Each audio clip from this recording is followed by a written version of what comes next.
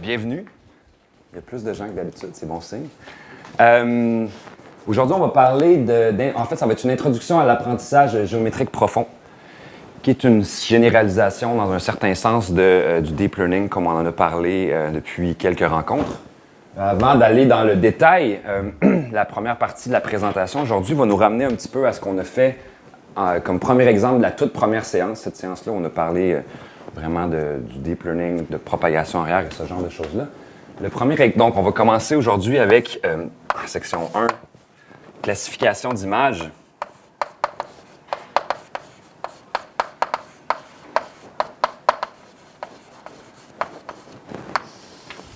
On avait commencé avec un exemple très classique. On imaginait, par exemple, des chiffres écrits à la main et on voulait concevoir un réseau qui allait être capable de classer ça. Ce qu'on avait fait, c'est qu'on avait évidemment considéré le chiffre, l'image qui représente le chiffre comme un bitmap, comme une grille de pixels.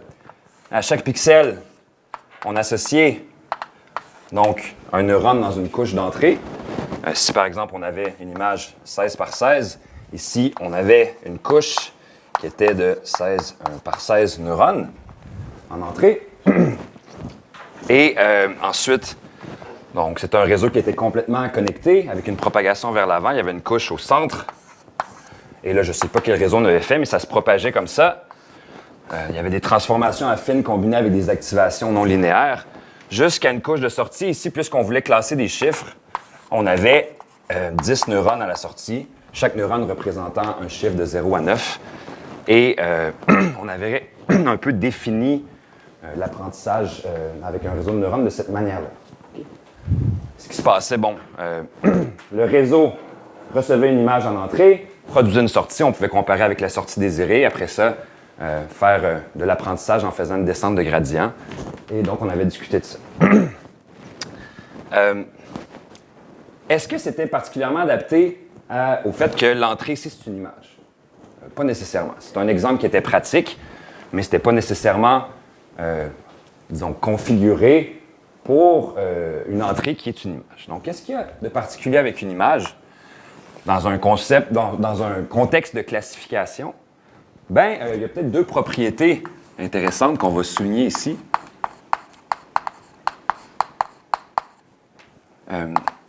La première, c'est l'invariance sous translation.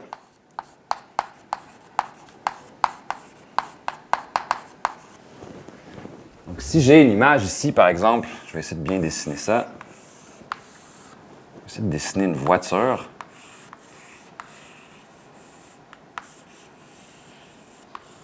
C'est pas super quand même, ça ressemble à une voiture. Et là, on imagine un réseau qui va distinguer, par exemple, des voitures, des chiens, d'un bateau ou quelque chose comme ça. Si la voiture est ici ou ici ou ici, normalement, ça reste une voiture. Okay? C'est une propriété intéressante qu'on pourrait essayer d'exploiter dans la configuration d'un réseau. L'idée que peu importe où se trouve, disons, l'objet qu'on cherche à reconnaître, on devrait être capable de le reconnaître quand même. Donc, c'est une première propriété, l'invariance sous translation. Et la deuxième, c'est une certaine propriété de localité. En gros, ça veut dire souvent dans une image, dans un contexte de classification comme ça, si par exemple, si j'ai un ciel, les pixels qui représentent le ciel, ceux qui sont proches devraient se ressembler. C'est aussi une propriété intéressante à essayer d'exploiter dans le design d'un réseau. Ici, une chose qu'on remarque tout de suite avec cette implémentation naïve-là, c'est que quand on a des grosses images, on va avoir énormément de neurones. On va avoir énormément de poids, énormément de biais. Ça va faire beaucoup d'hyperparamètres. Ça peut potentiellement mener à ce qu'on appelle de l'overfitting. Donc, peut-être prendre en considération ces deux propriétés-là, très générales, peut nous amener à concevoir une autre sorte de réseau qu'on va appeler un réseau de convolution plus approprié à classer des images. Donc, par exemple, l'idée naïve ici, si je voulais reconnaître une voiture. Donc, l'idée naïve, on utilise un filtre ou un noyau, qu'on appelle parfois, qui va un peu permettre de décomposer une image. Donc ici, peut-être que je me dis, je voudrais essayer de reconnaître une roue. Fait, Ça ressemble à ça dans mon dessin très simple. Et là, ce qu'on fait, c'est on joue à ce jeu-là qu'on a tous eu quand on avait 2 ou 3 ans, où on avait des formes géométriques avec une espèce de planche avec des trous, puis là, est-ce que le carré rentre dans le cercle, le triangle rentre dans le cercle? Ce qu'on fait, c'est qu'on prend ce filtre-là et j'essaie de le placer sur mon image. Donc, je peux le placer ici. Et là, bien, évidemment, je ne retrouve pas cette configuration-là dans ce coin-là de l'image. Ça ne fonctionne pas. Ça donne un signal, une sortie qui serait ici faible. Évidemment, on va rendre ça tout précis par la suite, mais pour l'idée, ceux qui n'ont jamais rencontré ça, c'est juste cette idée-là. Si je plaçais ce filtre-là ici, dans mon image, bien là, il y aurait une superposition, une concordance entre ce que j'avais dans mon filtre, dans mon noyau, et ce que l'image présente aussi. Et donc là, il y aurait une sortie ici qui est... donc, ça reste très, très heuristique ici, mais qui serait, disons, plus forte. Et donc, on pourrait produire un signal qui nous indique à certains endroits de notre image d'entrée, est-ce que ce filtre-là est présent ou il n'est pas présent. C'est l'idée de base qu'on va formaliser. Donc, c'est l'idée de base d'une couche de convolution. Plus formellement,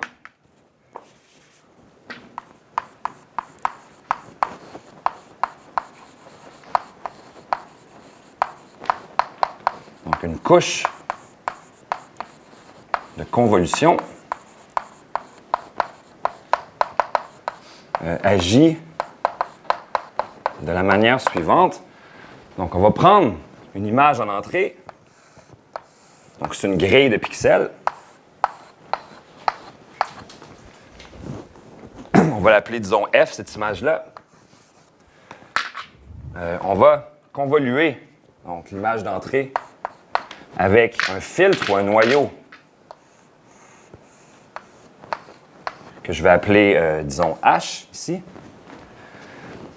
Et on va balayer l'image d'entrée avec notre noyau. Si je prends un exemple avec des dimensions fixées, évidemment, tout ça peut varier. On va définir la taille du noyau ou la taille de l'image d'entrée. Mais ici, par exemple, si je prends une sous-matrice de ma grille d'entrée, je peux prendre peut-être celle-là ici.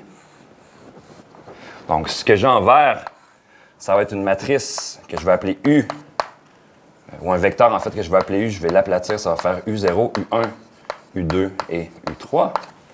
Donc, ce sont les éléments ici de ma sous-grille. Et mon filtre H, juste pour l'exemple, je vais l'appeler, c'est un vecteur de composantes ABCD. Donc, ABCD. Donc là, ce que je fais, c'est que j'aplatis. Je prends des régions dans ma grille. Je vais en prendre une sous-matrice ici. J'ai mon filtre, je les aplatis pour en faire des vecteurs. Et là, je me dis, qu'est-ce qu'on fait mathématiquement quand on veut comparer, voir si deux vecteurs se ressemblent? Donc, une idée très simple. Je fais un rappel ici. Donc, rappel. Quand je prends le produit scalaire de deux vecteurs dans Rn, ça correspond à la norme du premier fois la norme du deuxième fois le cosinus de θ, où θ, c'est l'angle entre les deux vecteurs. Et donc, d'une certaine manière, la magnitude du produit scalaire nous dit si les deux vecteurs qu'on a utilisés pour le concevoir, qu'on a donné en entrée, sont près l'un de l'autre. Quand ils sont orthogonaux, ça va donner 0. Okay. Donc, une manière de me dire, est-ce que les composantes ici de ma sous-matrice sont proches de ce que mon filtre veut mesurer, c'est de simplement prendre un produit scalaire entre les deux. C'est autrement dit, d'avoir en sortie, donc quand je place ceci sur ceci, je vais avoir la sortie ici qui va être simplement U produit scalaire avec H. Okay. Et là, j'imagine ce filtre-là balayer donc toute l'image ici, ce qui veut dire qu'on va avoir, on pourrait le placer là, le placer là, le placer là, le placer là, le placer là. Donc, on aurait une matrice de sortie ici, une grille de sortie qui serait de 3 par 3.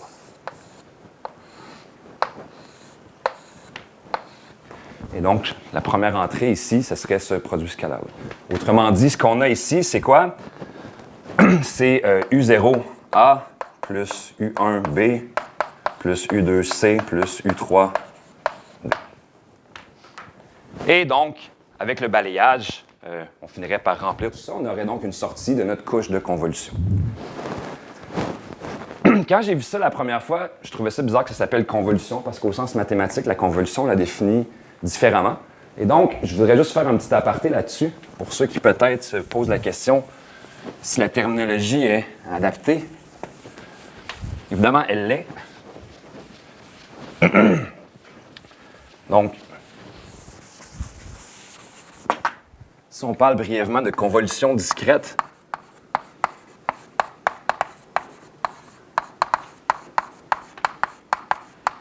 donc la convolution discrète entre deux signaux, par exemple entre le signal U, donc je vois la sous-matrice ici comme U, et le filtre comme un autre signal H. Donc, la convolution U étoile H, si je l'évalue au rang n, ça va me donner, donc c'est la somme pour les k allant de moins l'infini jusqu'à plus l'infini, de UK fois H indice n moins k.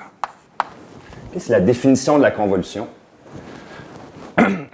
Discrète, quand j'ai des signaux discrets U et H, ici, dans mon cas, U vaut 0 à l'extérieur de la plage pour les indices entre 0 et 3, ce qui fait que cette somme-là devient une somme pour les cas allant de 0 jusqu'à 3 de UK, H indice n-k. Et là, on peut prendre, par exemple, si n égale 3, si je prends la convolution, donc le vecteur que je vais obtenir en convoluant U et H, à la position, à l'indice 3, qu'est-ce que je vais avoir précisément? Mais je vais avoir U 0. Quand n vaut 3 ici, je vais avoir H3 qui correspond à D. Donc, je vais avoir U0D plus U1C plus U2B plus U3A, qui ressemble quand même à ce produit scalaire-là qu'on avait, mais c'est comme si on avait opéré, si on avait fait une transformation en notre filtre ici.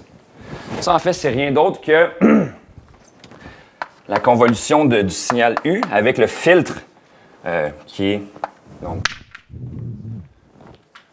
avec, je vais l'appeler H tilde. Avec H tilde, en fait, qui est, j'ai quoi? J'ai D, ici, C ici, B et A. C'est comme si j'avais défini mon fil de cette manière-là. Et ça, c'est quoi? Ben, c'est simplement une rotation par un angle de pi, si vous voulez, aux 180 degrés de mon filtre original, de celui-là. Okay, donc, au fond, il y a une relation. Je pense que ça, techniquement, on appelle ça la corrélation croisée, cette convolution-là. Et la convolution au sens du traitement de signal discrète, c'est celle-ci. Au bout du compte, ça revient au moins, à peu près, à une rotation près. Est-ce que ça va jusque-là? Donc, on a défini ce qui était une couche de convolution.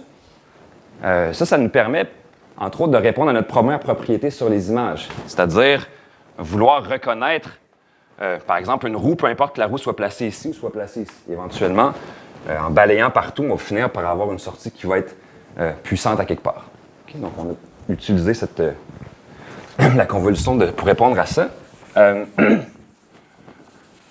Donc, dans les réseaux qu'on veut créer, on voudrait aussi potentiellement réduire le nombre d'hyperparamètres du réseau.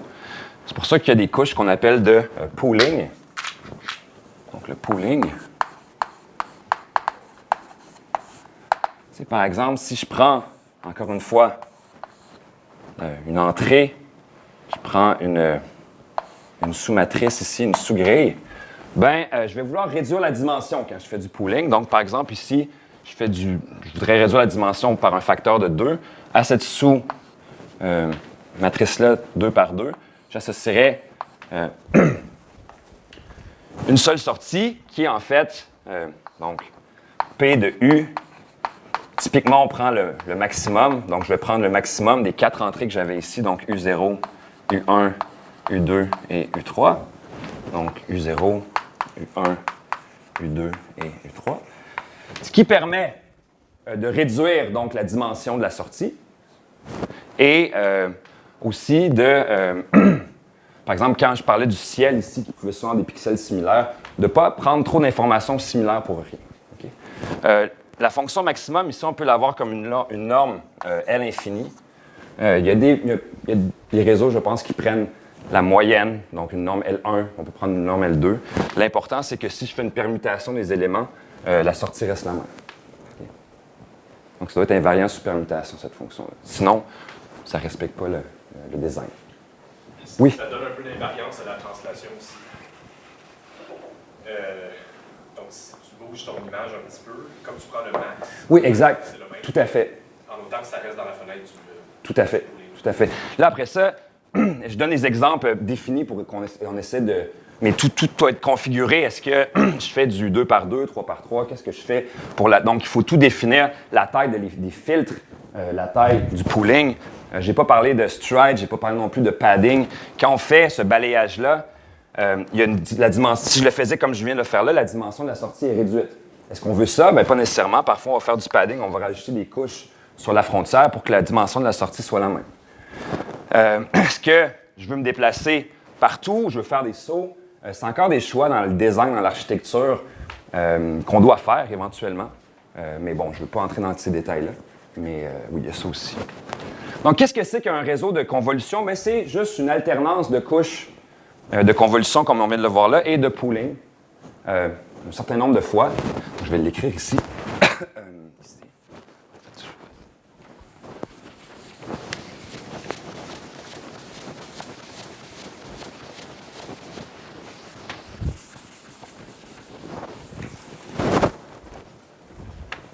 Donc, un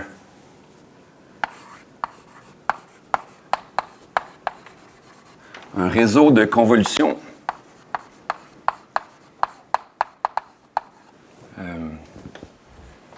est donné par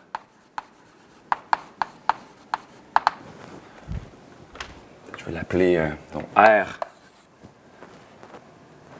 Ça va être une couche complètement connectée avec en alternance, donc composée avec en alternance des couches de convolution gamma, disons K,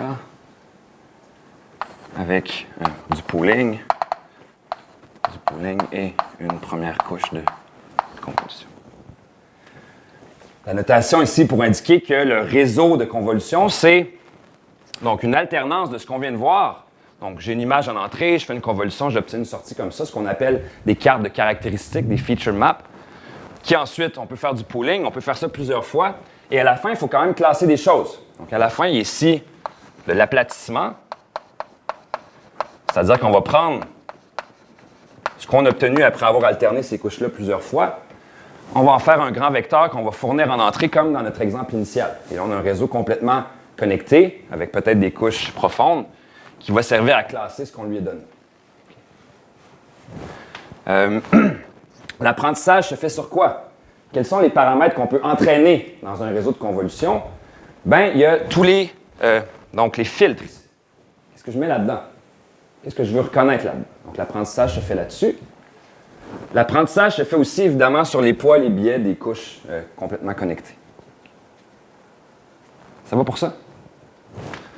Je ne sais pas si j'ai envie de faire la notation.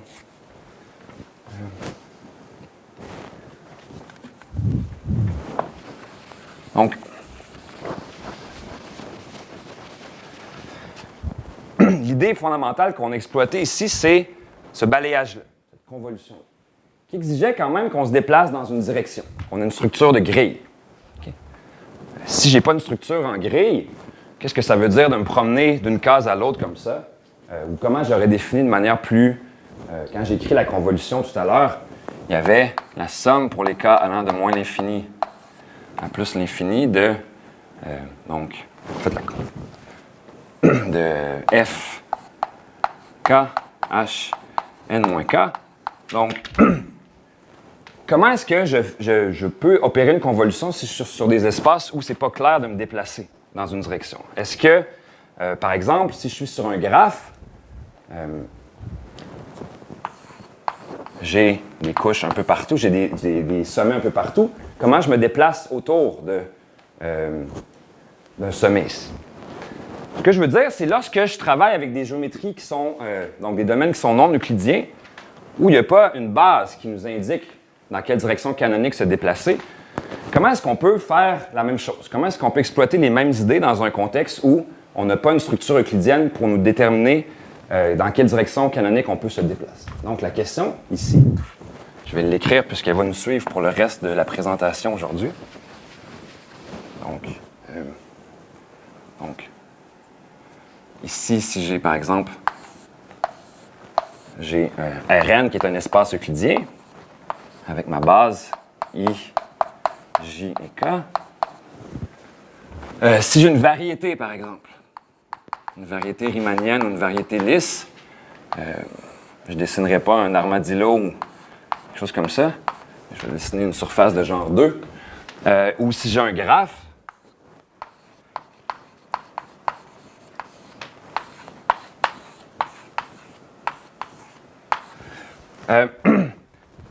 comment je me déplace ici sur une variété? Okay? C'est quoi l'idée? Évidemment, on pourrait le définir, mais comment on le définit intelligemment? Okay? C'est une chose de vouloir définir une convolution. On pourrait le faire de manière peut-être un peu naïve, mais comment est-ce qu'on définit de manière, disons, intelligente, entre guillemets, la notion de convolution sur une variété riemannienne? Où là, c'est quoi une variété riemannienne? C'est une espèce d'assemblage de collage de Rn, okay, qui est fait correctement.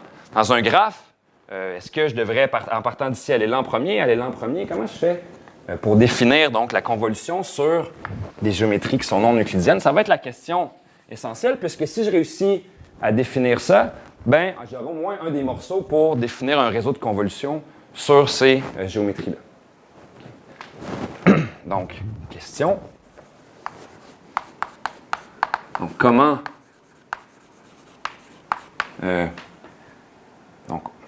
définir, je veux dire, intelligemment. On veut toujours faire les choses de manière intelligente, idéalement. La convolution sur des domaines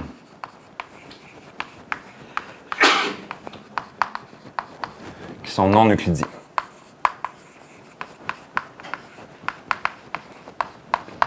Et c'est donc à ça qu'on va se consacrer pour le reste de l'exposé. On va se concentrer surtout sur les graphes. Pourquoi? Parce que c'est plus facile pour une première présentation et qu'ensuite, si on voulait parler de variété, il faudrait éventuellement faire un maillage, une discrétisation, puis on reviendra assez rapidement à ce qui se passe sur un graphe. Okay? Donc, on va essayer de se concentrer là-dessus pour la suite de l'exposé. Est-ce qu'il y a des questions jusqu'à maintenant? Ça va?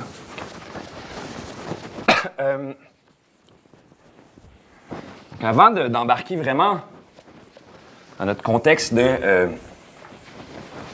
avec notre objectif de définir la convolution sur un graphe, on va faire quelques rappels mathématiques qui vont nous servir pour le reste de l'exposé. Donc, c'est le contenu de la section 2. Je vais appeler ça un rappel mathématique.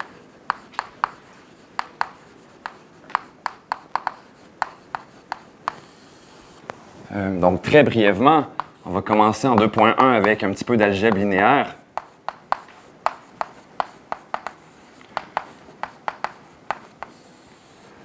Donc, si j'ai E, un espace euclidien, ça veut dire un espace vectoriel avec un produit scalaire.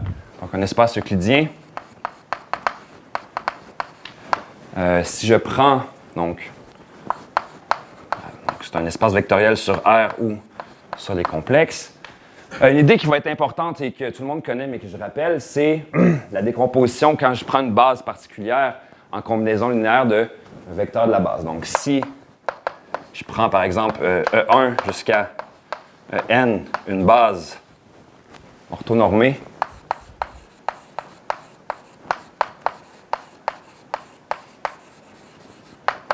de E. Donc, quand je vais dire base orthonormée, je vais souvent écrire ONB. C'est l'abréviation en anglais. Alors, évidemment, si je prends un vecteur U dans mon espace vectoriel, je peux écrire U comme étant une combinaison linéaire des éléments de la base. Donc, somme sur les I allant de 1 jusqu'à N de alpha I EI. Okay? C'est un rappel simple, mais parce que cette idée-là va nous servir beaucoup. On va changer de base. Et dans certaines bases, les choses vont être plus naturelles que dans d'autres. Donc, je rappelle, quand on a une base d'un espace vectoriel avec un produit scalaire, on peut prendre n'importe quel élément de l'espace et l'exprimer comme combinaison linéaire des éléments de la base.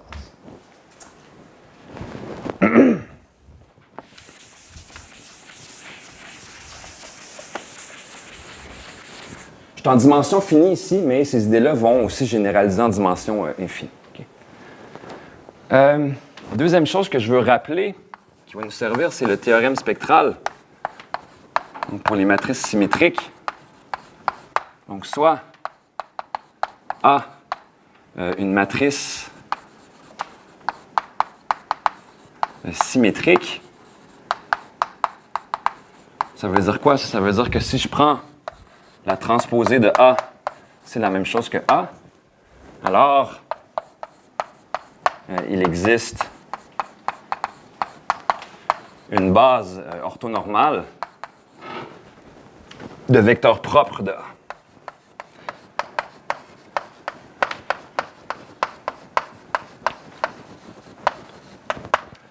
Qu'est-ce que ça veut dire, ça? Ça veut dire, entre autres, que je peux écrire, il existe une matrice diagonale D. Je peux diagonaliser orthogonalement la matrice symétrique. C'est ça ce que le théorème spectral nous dit.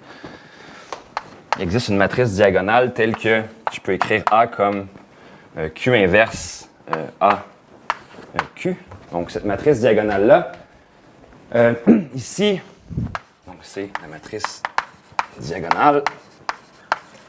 Q ici, c'est une matrice qui est dans O de n, donc c'est une matrice orthogonale. Ça veut dire que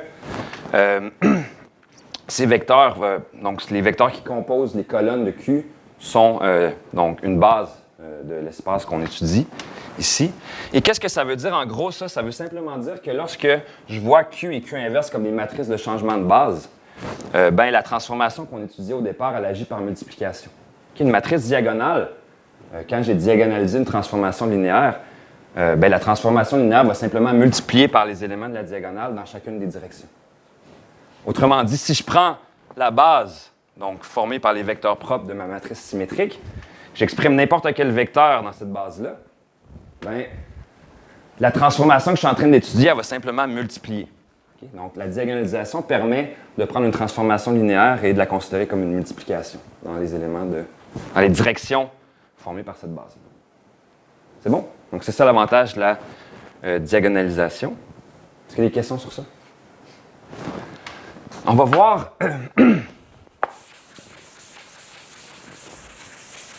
peu les mêmes choses, mais dans leur contexte en dimension infinie. Donc là, on était dans un espace euclidien de dimension finie.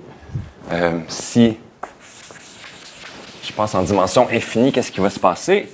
Ben, si je prends soit X, un sous-ensemble de Rn que je vais prendre compact, alors, ben, le Laplacien, tout le monde connaît, c'est un opérateur qu'on peut définir comme agissant sur les fonctions de carré intégrable sur X. On peut le définir typiquement de cette manière-là. C'est moins la divergence du gradient. Quand on écrit ça en coordonnées dans Rn, ça donne simplement ce qu'on est peut-être plus habitué de voir, c'est la somme sur toutes les variables, toutes les dimensions des dérivées partielles d'ordre 2. Le Laplacien, par sa définition comme ça, on peut vérifier que c'est un opérateur qui est auto-adjoint. Les opérateurs auto-adjoints en dimension infinie jouent le même rôle que les matrices symétriques. On peut les diagonaliser. Pourquoi est-ce qu'on s'intéresse beaucoup au Laplacien? Entre autres choses, il y a plein de raisons, mais pourquoi on s'y intéresse beaucoup? C'est que ces vecteurs propres, dans un contexte où il agit sur un espace compact, ces vecteurs propres donc ces vecteurs propres vont former une base de l'ensemble des fonctions de carré intégral. C'est l'équivalent pour le Laplacien du théorème spectral, c'est le théorème de Hilbert-Schmidt. Je vais l'écrire. On a l'air de s'éloigner beaucoup de l'idée de définir une convolution sur un graphe, mais faites-moi confiance, on devrait éventuellement s'y rendre. J'espère. Oui. C'est pour que les valeurs propres soient positives, mais on n'est pas obligé de les définir comme ça. C'est une convention. Donc, théorème, c'est l'équivalent du théorème spectral, mais pour le Laplacien. Donc, c'est le théorème de Hilbert-Schmidt. Donc, il existe une base, donc phi, donc de L2 de x formée par les fonctions propres du Laplacien. Qu'est-ce que satisfont ces fonctions propres-là? C'est Laplacien de phi i, c'est lambda i phi i. Ici, on a donc les valeurs propres. 0 plus petit ou égal à lambda 1, lambda 2, et ça tend vers l'infini. Donc, les valeurs propres forment une suite discrète, donc c'est dénombrable, mais qui tend vers l'infini. C'est positif. Et donc, ce que je dis, c'est que quand je prends, donc ici, phi, c'est quoi? C'est l'ensemble de toutes les fonctions propres phi.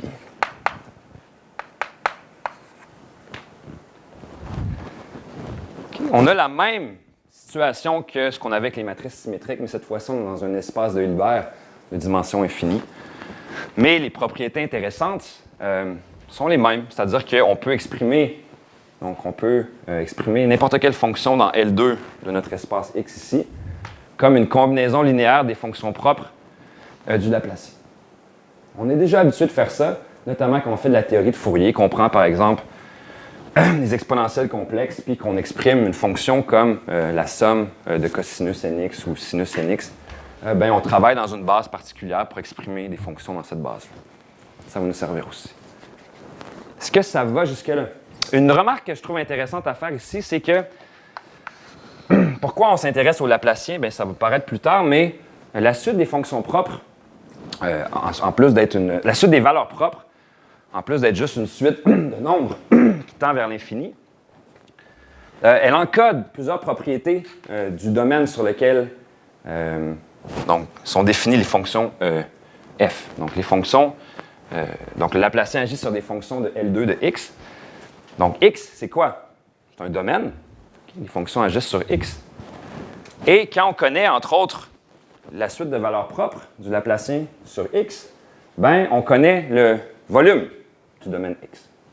On connaît aussi le volume de sa frontière. On connaît aussi le genre topologique de ce domaine-là. C'est-à-dire que les modes propres, les fonctions propres et les valeurs propres encodent de l'information sur la géométrie du domaine qu'on est en train d'étudier. Et ça, c'est important, parce que ce sera aussi vrai quand on va faire un peu la même chose avec le graphe.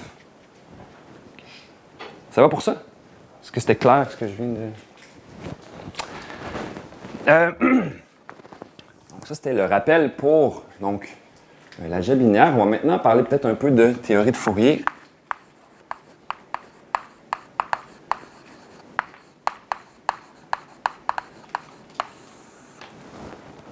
Si je considère, si je prends par exemple le Laplacien de l'exponentielle de moins 2 pi i xi t, je vais imaginer le Laplacien comme agissant sur des fonctions d'une variable. Donc finalement, c'est simplement la dérivée d'ordre 2. Ici, ça va être le Laplacien spatial, donc qui agit ou temporel.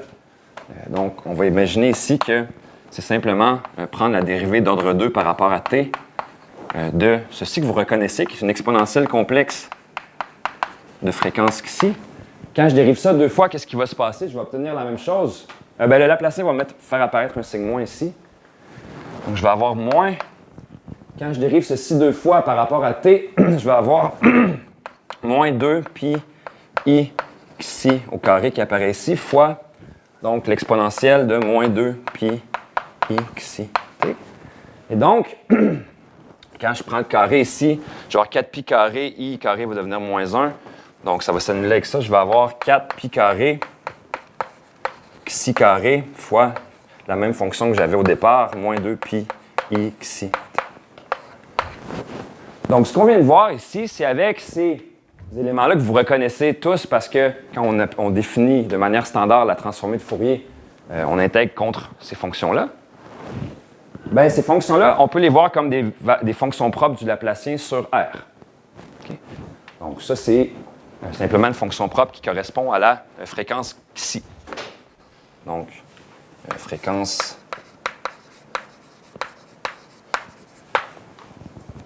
C'est bon? Donc, les fonctions propres du Laplacien sur R, si on veut, vont servir dans la définition de la transformée de Fourier telle qu'on la connaît. Usuellement. Il y a évidemment plein de déclinaisons de la transformée de Fourier. Mais la plus standard, on va la voir ensemble.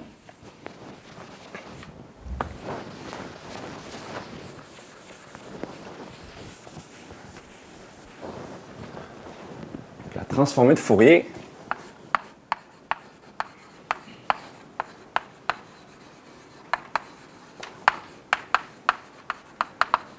pour une fonction f définie sur R, bien, on la définit typiquement de cette manière-là.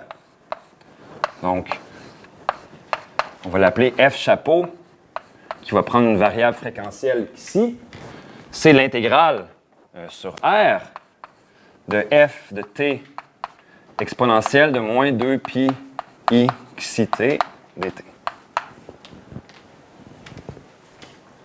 C'est comme ça qu'on définit la transformée de Fourier. En fait, il y a un plus ici.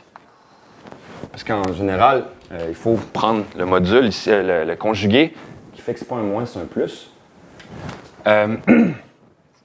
Pourquoi je l'écris de cette manière-là? Parce que là, c'est clair que ce qu'on fait, en fait, pour prendre la transformée de Fourier d'une fonction f, c'est qu'on prend le produit scalaire sur R de f avec quoi? Avec ces fonctions propres-là du Laplacien sur R.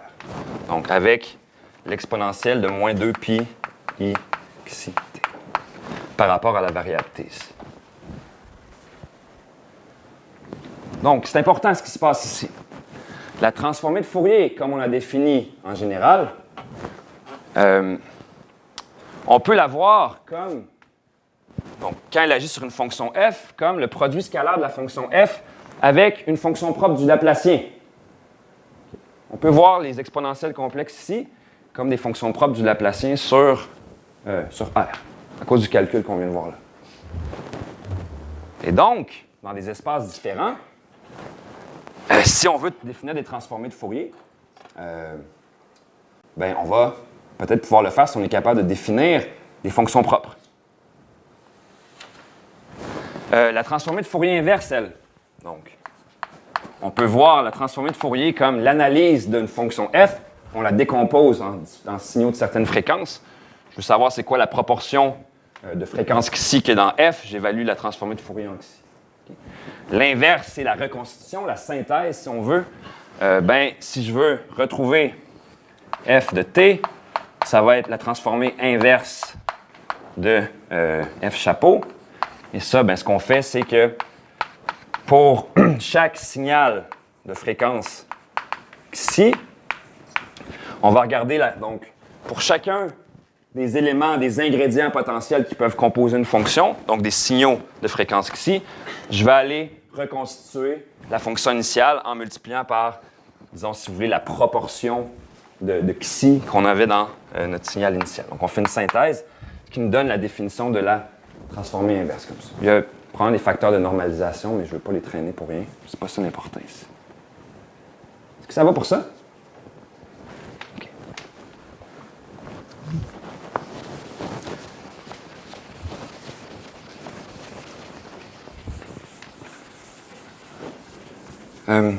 Avant d'aller plus loin, puis enfin arriver peut-être à nos graphes, je vais peut-être prendre 2 minutes pour faire une espèce de phénoménologie de la transformée de Fourier. Ça va nous aider dans l'interprétation plus tard de la transformée.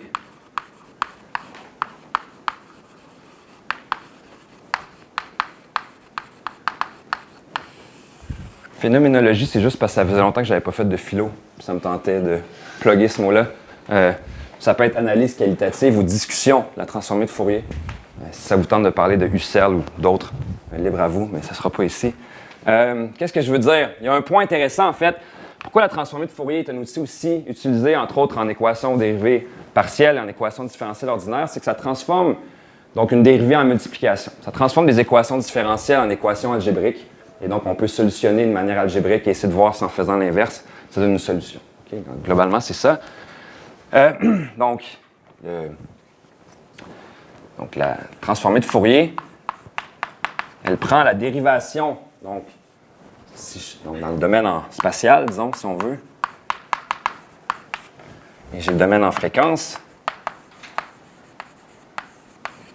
J'ai une transformée F. Ça va prendre la dérivation. La dérivation dans le domaine spatial.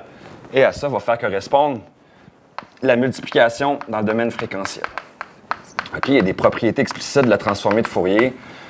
Si je veux calculer la transformée de Fourier d'une dérivée, ça va être la multiplication par la fréquence de la transformée de Fourier de la fonction initiale. Il y a aussi l'idée que l'énergie d'une fonction puis de sa transformée de Fourier devrait être la même. L'énergie, ça veut dire la norme L2. Et donc, ça, c'est Perceval ou Plancherel. Donc, par Plancherel, quand on mélange ces deux idées-là, on obtient l'égalité suivante. Donc, si je prends l'intégrale sur R de t exposant 2k, f de t à la 2 dt, ça, c'est la même chose que l'intégrale sur R de la dérivée partielle d'ordre k de la transformée de Fourier f chapeau par rapport à la variable fréquentielle xi, k, d, xi. Ça, c'est une conséquence de l'identité de Plancherel qui dit que la norme L2 d'une fonction va être égale à la norme L2 de sa transformée de Fourier. Quand on conjugue ça avec l'idée que la dérivation dans un domaine se traduit par la multiplication dans l'autre, on obtient cette identité-là assez rapidement. Okay? Et c'est ça que je veux regarder quelques instants. Qu'est-ce que ça dit, ça? Si on s'intéresse à des fonctions qui sont lisses, des fonctions qui ont peu de variation, okay? Ça peut être quelque chose d'important, bien ça se traduit comment de manière analytique? Ça se traduit par des dérivées, ici c'est au carré, qui sont petites. Une dérivée qui est petite, ça veut dire que cette intégrale-là doit être petite.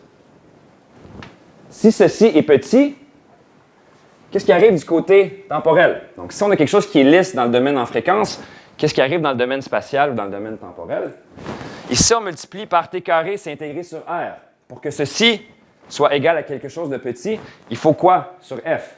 Il faut que f décroisse vers 0 très rapidement. Et donc, la lissitude dans le domaine fréquentiel se traduit par la localisation dans le domaine spatial. Et c'est important, ça. Donc, si on veut un signal qui est localisé, on peut regarder des fonctions, donc des transformées de Fourier qui sont lisses. Et lisse, ça veut dire qu'on va prendre des fréquences qui sont basses, entre autres. Okay? Donc, je ne veux pas aller plus en détail là-dessus, mais c'est une idée quand même qui est importante, qu'on peut obtenir assez rapidement simplement en utilisant le fait que la transformée de Fourier passe de dérivation à multiplication et que l'énergie d'une fonction et de sa transformée est la même. On obtient ça par la suite. Donc, c'est un rapport entre, disons, lissitude et localisation.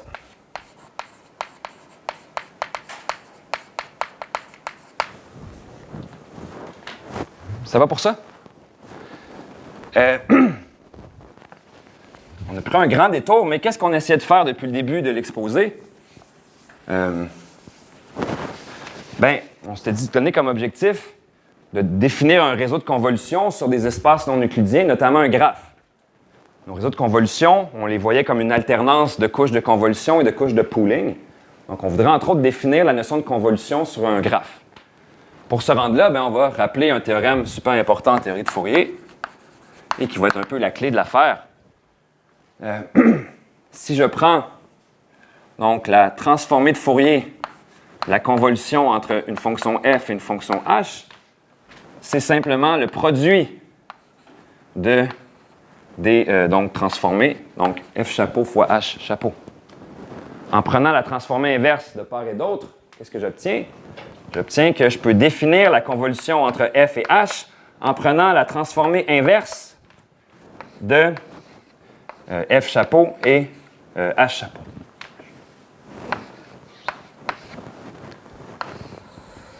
Donc, voici une manière, je disais intelligente tantôt, de définir la convolution.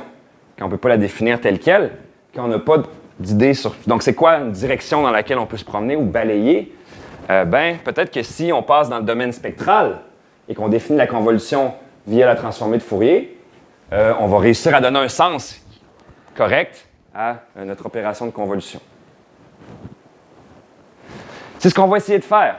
De définir une convolution sur des graphes de cette manière-là. Pour pouvoir faire ça, ça va nous prendre une théorie de Fourier sur les graphes.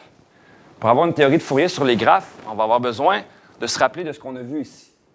Okay? On a vu les transformées de Fourier comme définies via les fonctions propres du Laplacien. Et donc, on va avoir besoin du Laplacien sur les graphes. Ça va jusque-là? L'idée est claire? Okay.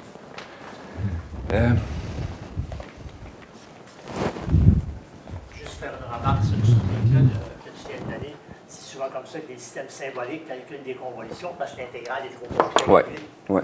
Tu peux couper avec un certain filtre. Donc, c'est la section 3 de l'exposé.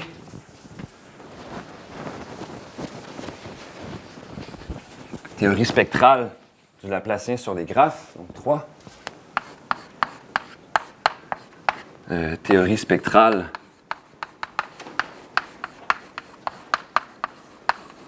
sur des graphes. Donc, on va se restreindre à une classe particulière de graphes pour les besoins de l'exposé ici. Donc, on va considérer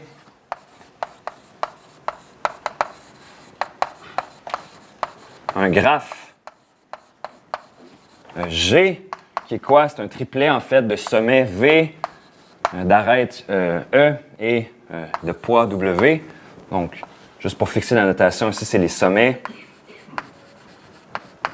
Ici, ce sont les arêtes. Ici, c'est une matrice adjacente.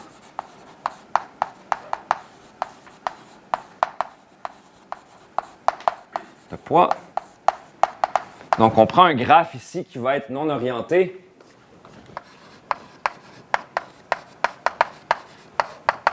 Et connecté. Et connexe plutôt. Donc, on peut voir un exemple de ça ici. Si je prends... Je vais avoir 3 sommets. 1, 2 et 3. Je peux les relier tous ensemble. Disons que je fixe explicitement des poids. Je vais avoir peut-être, disons, 5 ici, 7 ici et 8 ici. Les sommets, ça va être évidemment l'ensemble 1, 2, 3. Mes arêtes, je vais avoir ces 3-là. Et la matrice adjacente ici, W, c'est quoi? C'est simplement une matrice 3 par 3 qui nous donne, en fait, le poids des arêtes qui relient deux sommets. Donc, par exemple, la diagonale ici, ça va être 0. En 1, 2, c'est ce qui relie 1 et 2, c'est 8. En 1, 3, c'est 5. Et 2, 3, ça va être 7. Et évidemment, si je passe de 3 à 2, ça va aussi être 7. Ici, si je passe, donc, je vais être de 2 à 1, c'est 8 et 5. Et qu'est-ce qu'on remarque ici? Quelle propriété a cette matrice? Elle est symétrique. On a parlé de matrice symétrique tantôt. C'est pas un hasard, on va avoir besoin de cette propriété-là éventuellement. Donc ça, c'est le type de graphe qu'on va considérer.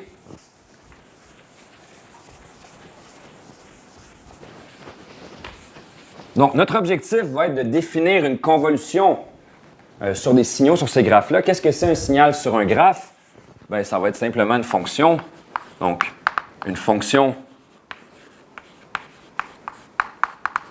f sur g est finalement simplement une application f qui part d'un sommet à valeur réelle qu'on peut voir comme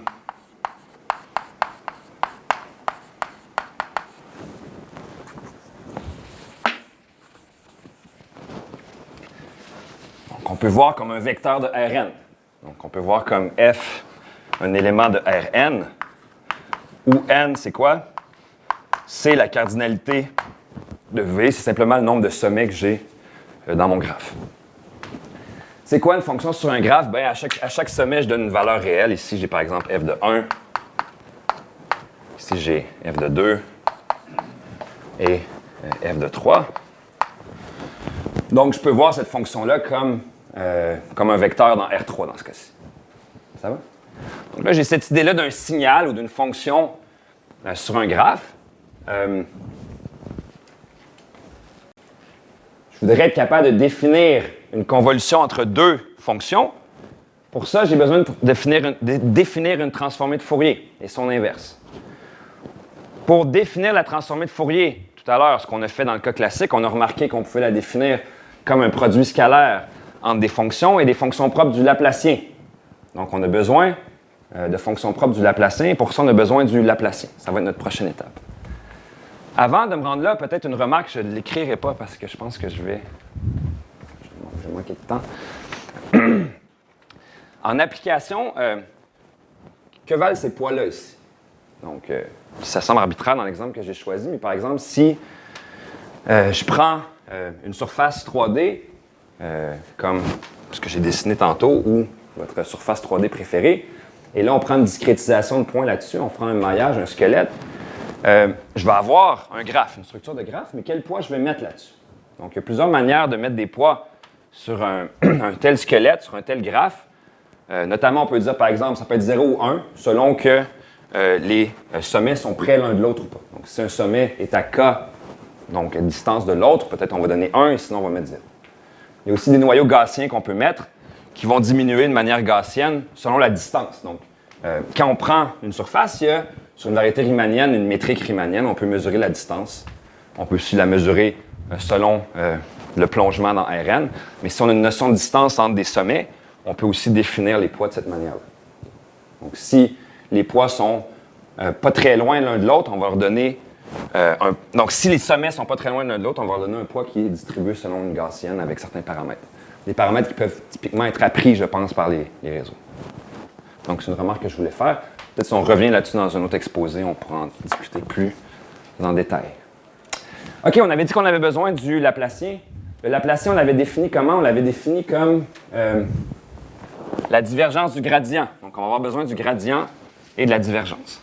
Peut-être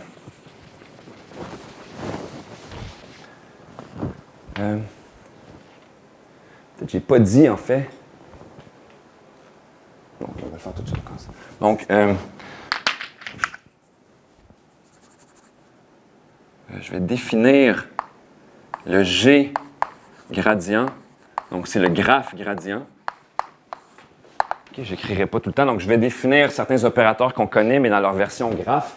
Donc, le gradient va être en fait un opérateur qui agit, qui prend une fonction définie sur les sommets et qui va lui associer une fonction de carré intégrable, donc un vecteur. Ici, on est dans Rn. Donc, sur les arêtes. De quelle manière? Bien, si je prends, par exemple, le Laplacien, pas le Laplacien, mais le gradient de f, et que je l'évalue sur l'arête ij, donc qui part de j qui rentre dans i, bien, ça, c'est simplement f de i moins f de j. Okay, on ne peut pas faire grand-chose d'autre. C'est discret, il n'y a pas d'idée de limite comme on fait normalement avec la dérivée, mais c'est le mieux qu'on peut faire, c'est un opérateur de différence. Ça va? On remarque ici que c'est déjà un peu, au moins, compatible avec notre compréhension usuelle du gradient, puisque si je change la direction, donc si je prends le gradient de f en ji, donc je pars de i, je m'en vais vers j, bien, je vais avoir simplement f de j moins f de i qui est moins. Donc, quand je change l'orientation du gradient, comme d'habitude, le gradient est linéaire, si je prends une dérivée directionnelle de u vers moins u, je vais juste multiplier par un signe moins 1. Donc, je vais avoir moins le gradient de i vers j. Oups, en fait, je vais l'écrire comme ça. Ça va pour ça? On a un gradient. Super. On va maintenant essayer de définir un opérateur de divergence. De Laplacien usuel, une interprétation, comme c'est la divergence du gradient, c'est que le Laplacien d'une fonction standard f en x0 va mesurer la différence entre la valeur que prend la fonction en x0 et une moyenne sur une sphère infinitésimale sur un voisinage autour de x0. Donc, c'est l'idée, je prends la différence entre la valeur que prend la fonction en un point et sa moyenne dans une petite sphère autour. Donc, on va vouloir peut-être retrouver ça aussi dans notre gradient, dans notre Laplacien pour le graphe. Pour ceci, bien, on va définir la divergence comme on fait la divergence usuellement avec les fonctions lisses, de la manière suivante. Je définis la G divergence, donc la graphe divergence.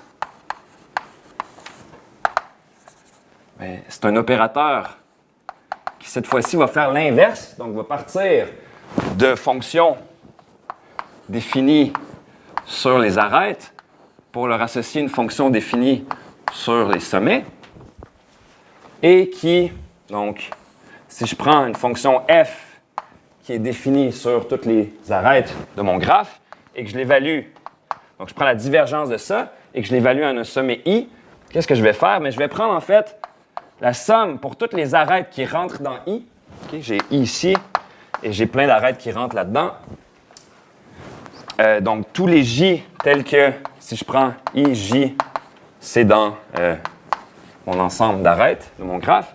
Et je vais simplement considérer donc, le poids de l'arête en question.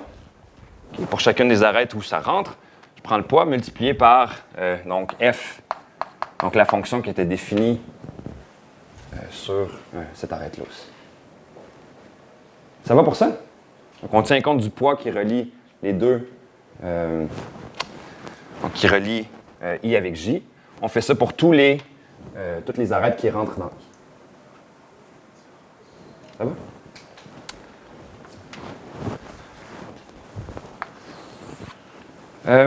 Si on prend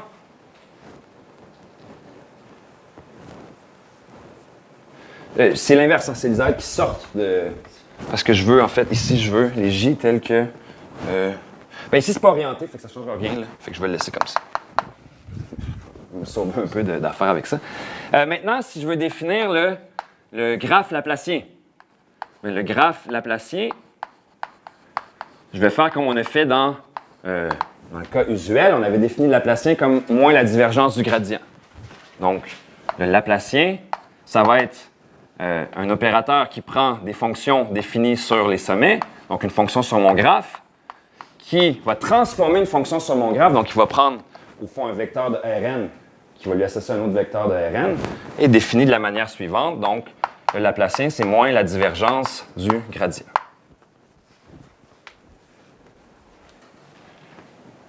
Je suis allé trop vite? Hein? Non, c'est bon. OK, c'est tout à fait analogue à ce qu'on a fait précédemment. Donc, quand je compose la divergence et le gradient, j'ai bel et bien un opérateur qui part de L2 du sommet et qui va là-dedans. Ça, c'est une notation beaucoup trop huppée pour rien, parce qu'au fond, ça, c'est juste Rn. Okay? Donc, le Laplacien est une matrice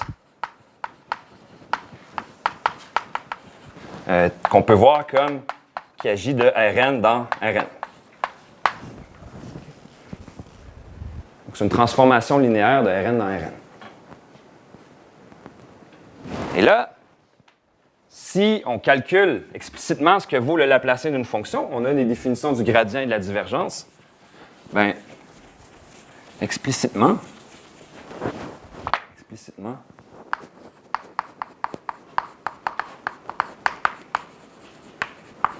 on a quoi? On a que quand je prends donc le gradient d'une fonction f évaluée en i, bien, je vais avoir la somme pour tous les j tels que ij fait partie d'une arête. Je vais prendre wij, f de i moins f de j. Okay, quand je compose l'opération de gradient qui fait ceci avec l'opération de divergence qui fait ceci, mon Laplacien agit sur une fonction définie sur mon graphe de la manière suivante.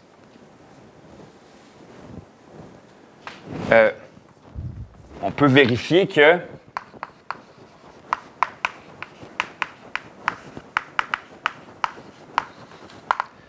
le Laplacien, en fait, je viens de dire que c'est une matrice.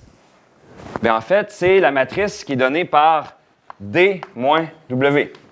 W, c'est notre matrice adjacente de poids. Et D ici, c'est une matrice diagonale dont les éléments de la diagonale sont les degrés de chacun des sommets. Donc, degré du premier sommet jusqu'au degré du énième sommet.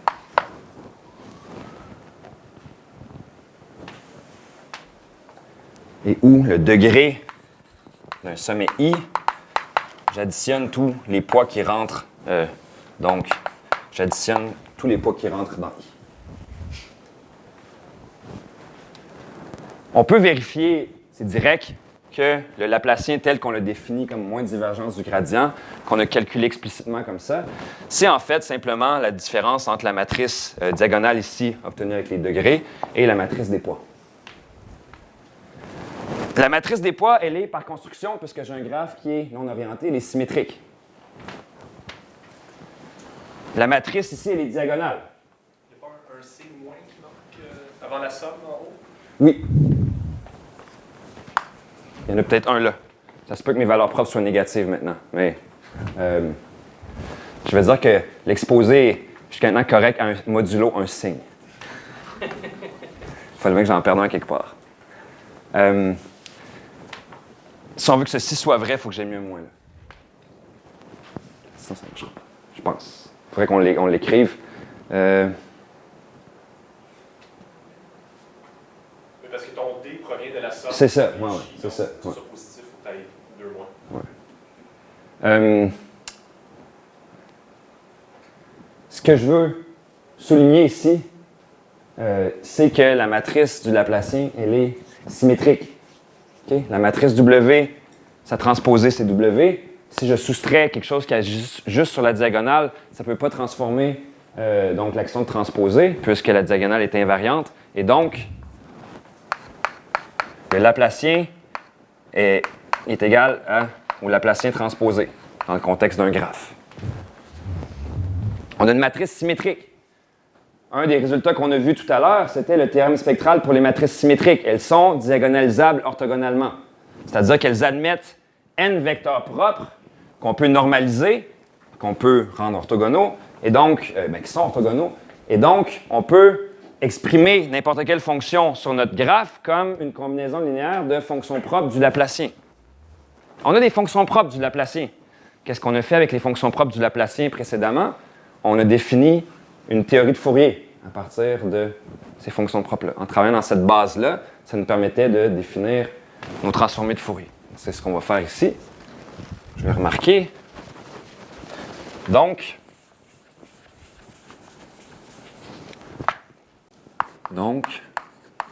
par le théorème spectral, le Laplacien admet une base orthonormale de vecteurs propres. C'est bel et bien des vecteurs propres ici. On va appeler donc cette base-là, on va l'appeler phi, qui est composée simplement de donc phi 1 jusqu'à phi n et qui satisfont le Laplacien de phi i, c'est lambda i de phi i. Mais c'est une base. Donc, on peut exprimer tout dans cette base-là, la base spectrale, si vous voulez. Donc là, on se rapproche de notre objectif. On va pouvoir définir une G théorie de Fourier de manière analogue à ce qu'on a fait avant. Maintenant, on a des fonctions propres contre lesquelles on peut prendre un produit scalaire. Donc, ça va être simplement un produit, un dot product en bon français. Et on aura donc notre théorie de Fourier qui va enfin nous permettre de définir la convolution. C'est ça l'idée. Donc, une G théorie de Fourier.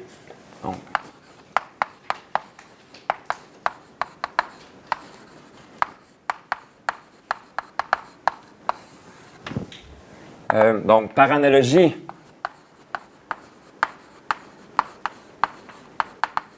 à la transformée de Fourier usuelle, donc on définit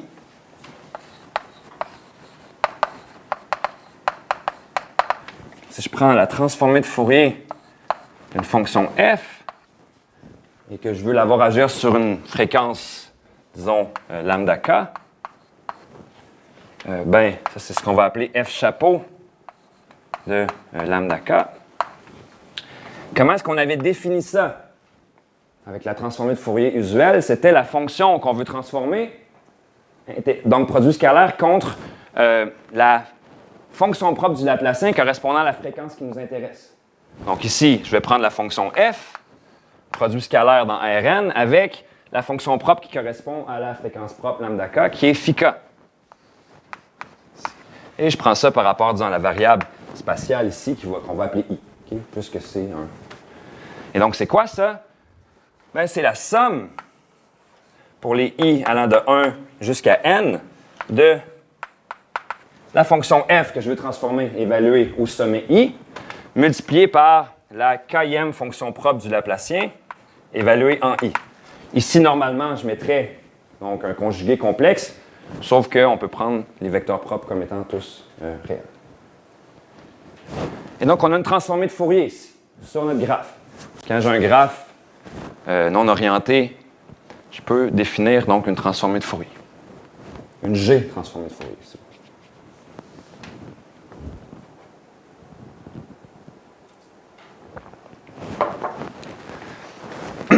C'est comme ça qu'on va décomposer. Ça va nous dire quoi, ça? Ça va nous dire, ben, dans ma fonction initiale, quelle est la proportion de la fréquence K que j'ai dans mon signal initial. Donc, c'est ce qu'on appelle l'analyse. On peut reconstituer maintenant avec la transformée de Fourier inverse. On va faire la synthèse.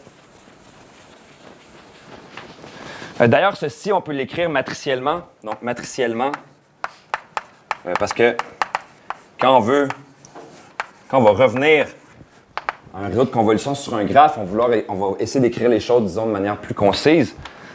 Bien, le vecteur obtenu ici, donc f chapeau, c'est un vecteur avec n composantes, mais f chapeau, on l'obtient de manière matricielle en prenant, donc c'est une matrice ici, la matrice de tous les vecteurs propres.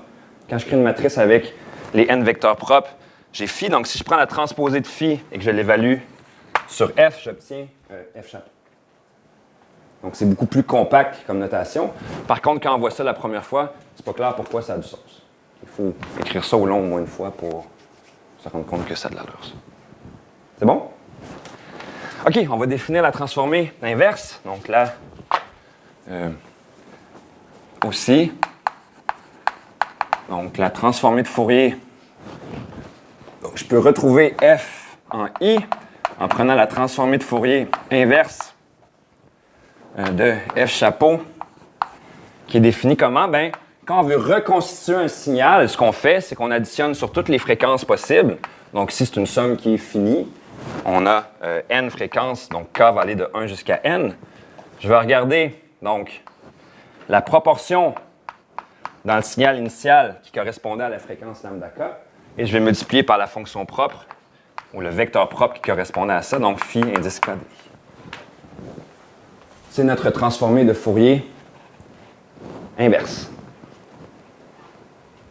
Donc, on a construit de manière analogue avec celle usuelle. De manière matricielle, ça ressemble beaucoup. Il y a juste des indices qui ont changé. Ça veut dire qu'on n'a plus la transposée à prendre. Si je veux retrouver f, c'est simplement donc, ma matrice de vecteurs propres appliquée au vecteur phi chapeau. F chapeau plutôt. Ça, phi transposé, c'est phi moyen. C'est ça. Oui, parce que c'est une matrice. Non. Non. C'est pas moins 1. Oui, ça ici. Le Laplacien, non, mais ça, oui. C'est une matrice orthogonale. Okay? Parce que les colonnes les colonnes forment une base. Okay. Évidemment, oui, parce que sinon, si je compose ça, idéalement, il faudrait que ça retombe à... Est-ce qu'il y a des questions jusque-là? Bien, on a presque fini, puisque maintenant, on a une transformée de Fourier inverse pour des fonctions qui sont définies sur notre graphe. Rappelons-nous que notre objectif, c'était de définir un réseau de convolution sur un graphe. Pour faire ça, on voulait définir une convolution sur un graphe. Qu'est-ce que ça veut dire? Bien, maintenant, on a une manière, encore entre guillemets, intelligente, puisqu'on a reproduit la procédure qui est celle qu'on a en fait dans Rn d'habitude. Donc, on peut définir la convolution entre deux fonctions. Donc, f, qu'on peut imaginer comme un signal, comme une image d'entrée ou un signal sur notre graphe, et un filtre, h. Donc, deux fonctions qui partent de v dans R, deux fonctions sur notre graphe, par... donc, en passant dans le domaine spectral, ben, la convolution entre f et h, c'est simplement la transformée de Fourier inverse du produit de leur transformée de Fourier respectif. Ça, c'est exactement ce que le théorème sur la convolution nous dit d'habitude. Et là, maintenant qu'on a défini chacun de ces objets-là, on peut définir la convolution sur un graphe comme ça. Si on veut l'écrire de manière matricielle, ben, le produit de f et h, on peut l'écrire comme, je peux construire une matrice diagonale dont les éléments de la diagonale sont les composantes de, par exemple, mon filtre. Je pourrais avoir h chapeau de lambda 1 jusqu'à h chapeau de lambda n. Je voudrais appliquer cette matrice-là à ma transformée de Fourier phi chapeau. Donc, ce phi chapeau, c'est ma grande base de fonction propre, grand phi transposé appliqué à f. Donc, quand j'écris ça de même, de manière matricielle, j'ai en fait le produit de ces deux affaires-là. Ensuite, je vais prendre la transformée de Fourier inverse. Je vais simplement prendre phi ici. Et donc, ça, c'est appliquer une convolution écrite de manière matricielle entre deux signaux. Donc, entre un signal f et un filtre h sur un graphe.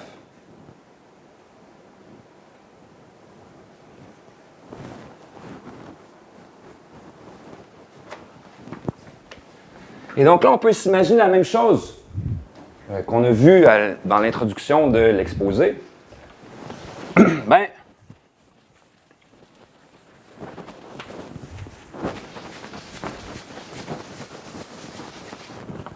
j'ai un graphe ici.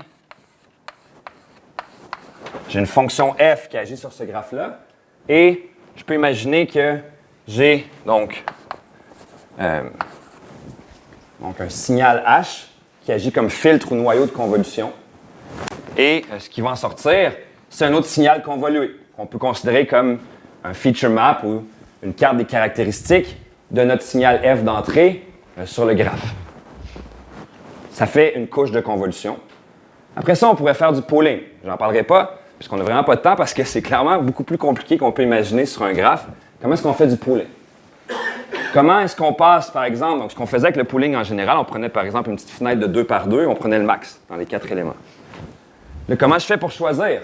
Est-ce que, par exemple, on pourrait fusionner des sommets, mais comment est-ce qu'on fusionne intelligemment des sommets? C'est toute une affaire et c'est assez compliqué. Je pense qu'on pourrait avoir assurément plusieurs exposés là-dessus. Je ne parlerai pas du pooling aujourd'hui, mais c'est un des éléments de la discussion que je voulais ouvrir, parce que peut-être dans un prochain exposé, on pourrait discuter de ça. Okay? Donc, on pourrait combiner des couches de convolution gamma. Non, en fait, on va les appeler. Comment j'avais appelé C? Le gamma, je ne sais plus trop. Avec des couches de pooling en alternance. À la fin, on obtient un vecteur d'une certaine dimension. On peut envoyer ce vecteur-là dans une couche qui est complètement connectée, avec éventuellement des activations non linéaires, comme d'habitude. Ça peut être relu, ça peut être liquide relu, ça peut être plein de choses. Et on obtient un réseau un graphe, donc un Spectral Graph Convolutional Neural Network, donc un SGCNN, quelque chose comme ça, qui est disons, une saveur de plusieurs déclinaisons de réseaux de neurones sur des graphes. Okay. C'est un exemple que je trouvais intéressant puisqu'on pouvait développer, disons, sa construction puis la justifier, mais il y a beaucoup d'autres déclinaisons parce que ceci, même si, disons, théoriquement, ça peut avoir du sens, ça a beaucoup de désavantages. Notamment, quelle est la taille de ces matrices-là ici? Donc, si j'ai un graphe, les graphes, en général, quand on fait du deep learning, je présume qu'ils n'ont pas 3 sommets. Okay? Donc, ils ont beaucoup plus que 3 sommets. Ce qui veut dire que ces matrices-là ici, n devient très, très grand, deviennent très, très larges. Et donc là, on va vouloir couper. Souvent, on va vouloir garder les basses fréquences pour diminuer les matrices. Puis, donc, améliorer, disons, la complexité de tout le réseau. Mais il y a aussi des problèmes avec juste la configuration d'un Spectral Graph Convolutional Network, comme on vient de le voir. Il faut que c'est très, très sensible à une perturbation aussi. Si je change un petit peu ce graphe-là, je vais changer donc le Laplacien sur ce graphe-là. Je vais changer la base et tout dépend de la base. Donc, tout dépend. Si je change ceci, je vais changer tout le reste. Je vais changer mes transformés de Fourier. Je vais changer ma convolution. Et donc, c'est très, très, très sensible aux perturbations. Si on change carrément le graphe, ben, on ne peut plus travailler. Donc, si on travaille, par exemple, avec des surfaces, on voudrait être capable d'avoir un réseau qui prend comme entrée quelqu'un qui est comme ça et quelqu'un qui est comme ça et quelqu'un qui est comme ça. Donc, quand ça bouge, qu'est-ce qu'on fait? Il y a tout un tas de questions, évidemment, qu'on ne pouvait pas approcher dans une introduction comme ça, mais c'est un exemple de ce que peut avoir l'air le deep learning dans un contexte où la géométrie sous-jacente n'est pas euclidienne. Okay. Il est presque 3 heures, donc je ne sais pas s'il y a des questions. J'allais écrire, en fait, toute la terminologie plus complexe là, de comment on écrit vraiment un réseau comme ça sur un graphe, mais c'est juste une soupe à indices que je vais vous épargner pour... C'est bon? Ben, merci.